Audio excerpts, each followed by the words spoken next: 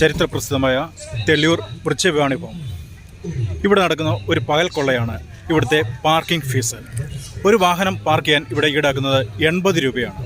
നാട്ടിലെങ്ങും ഇല്ലാത്ത ഒരു പാർക്കിംഗ് ഫീ ആണ് ഇവിടെ ഏർപ്പെടുത്തിക്കൊണ്ടിരിക്കുന്നത്.